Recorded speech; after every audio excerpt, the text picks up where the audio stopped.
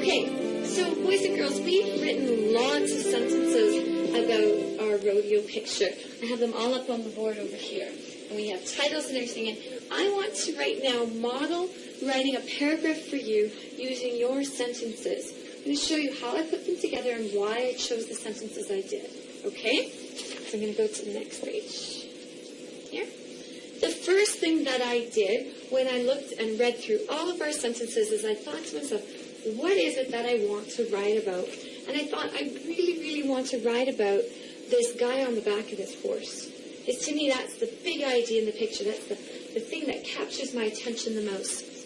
So when I looked through all the sentences, there were lots of sentences that talked about the man riding on the horse. But I chose these ones. Can you read them with me? The ladies and men are staring at the cowboy on the brown bucking bronco. The horse and the cowboy are in a rodeo. The horse is leaping when the cowboy is controlling the reins. A horse is jumping so far it looks like it is soaring, and the crowd is amazed. The man is very brave. The powerful horse can probably knock the cowboy off of him. There were lots to choose from, but these are the ones that I thought might go together well in a sentence. So the first thing I did is I put them up, and then I thought, I need a good title. I need a good title. When I read through all of our titles, we had great titles like The Leaping Horse and The Crowd and The Huge Big Rodeo. But the one that caught my attention was 8 seconds. So I'm going to put that one up at the top. That was yours. Yeah. Is that the one that I picked? And I like that title because it makes me think about a rodeo and how long that guy has to hold on to that horse before the buzzer goes. And I thought my reader would probably want to know what it is that... But then when I looked at my sentences, I didn't have any sentences that were about 8 seconds. I thought that might be confusing to my reader if I didn't put a first sentence that told my reader that we're talking about a rodeo. So this one actually right here, the horse and the cowboy are in a rodeo, is my very first sentence. It tells my reader what we're talking about. We've got a horse and a rider and a rodeo. But now what? And I looked at all of my sentences and I thought, I want my reader to get a really clear picture in their head about what is happening at the rodeo. It's not just they're waiting at the rodeo. I want them to know that this guy is right in the middle of riding on this horse. And so I'm going to take this sentence. I'm going to move these guys around a little bit. I'm going to move this one down, this one next. The wild horse is bucking like crazy and the cowboy is holding on tight. Aha! Now my reader knows we've got a rodeo, knows that we're right in the middle of a ride. And this guy is holding on really tight. I thought it might be important, this one here, the horse is leaping when the cowboy is controlling the reins. I want my reader to know that that guy is holding on tight to those reins and that horse. And I love this part. I like the analogy that one of you had thought of in this, that the horse is jumping so far, it looks like it is soaring, and the crowd is amazed. Now we know that this is a rodeo where there's lots of people watching. This is a crazy kind of leaping horse. This isn't just a real tame one. My next thought was, if he's jumping and crazy like that, then maybe could knock him off, but I thought maybe I would say that he was brave. He's holding on very bravely.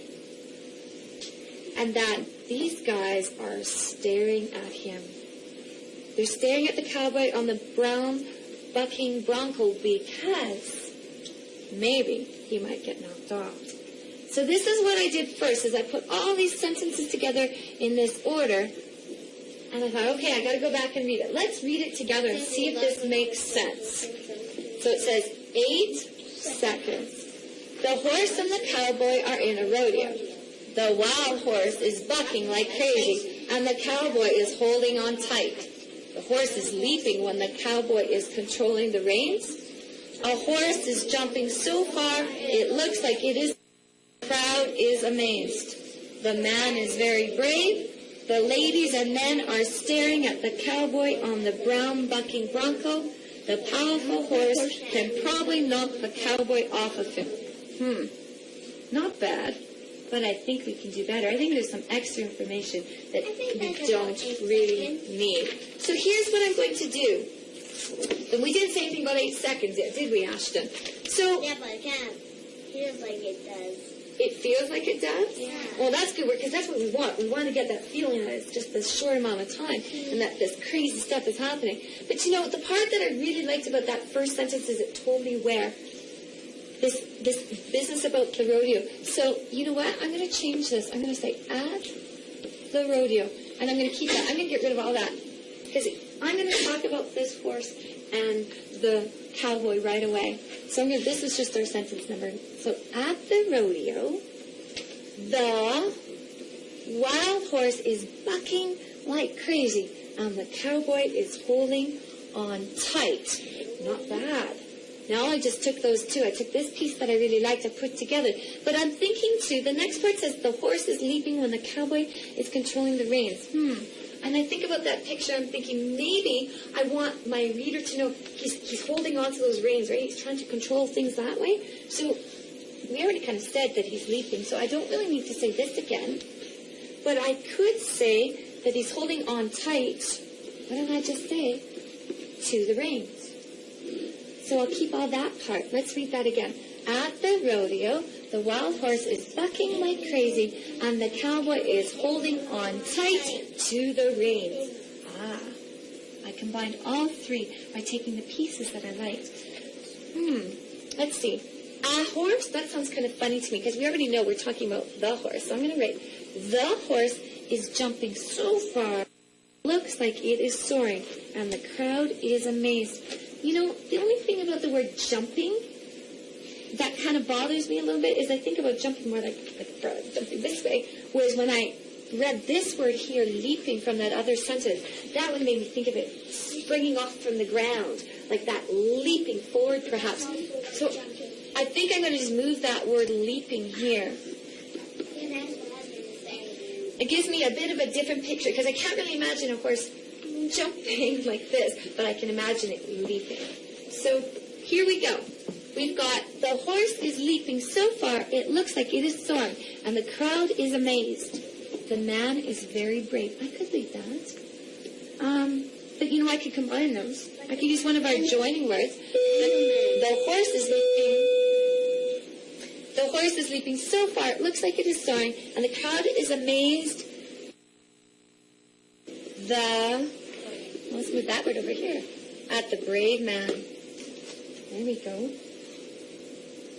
Now it says the ladies and men are staring at the cowboy on the brown bucking bronco. Well, I already said that we're talking about the crowd there, so I don't know if I need to say the ladies and the men again. I could probably just say they, because we already just talked about them watching him. They are staring at the cowboy. But I don't think we need to say this, because we already know he's on that bucking bronco. I wanted to add something else. If I was watching this, I would be kind of worried. I'd be thinking, oh, is he going to make it? Is he going to make it? Is he going to get bucked off? What's going to be happening with that, right? So there's a word that I thought of that kind of means that. Have you heard the word anticipate before? Yeah. Where you're like, what's going to happen? You know, you're getting excited or waiting for something. They're waiting. So they're staring at the cowboy in anticipation.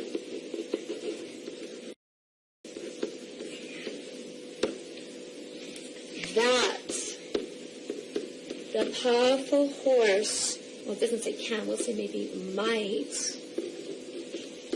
knock, you're like, what's going to happen? You know, you're getting excited or waiting for something. They're waiting. So they're staring at the cowboy in anticipation.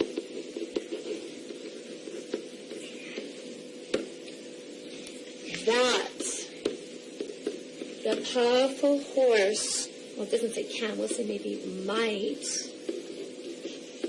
knock the cowboy off of him. Oh, that doesn't make sense. Read that again. They are staring at the cowboy in anticipation that the powerful horse might knock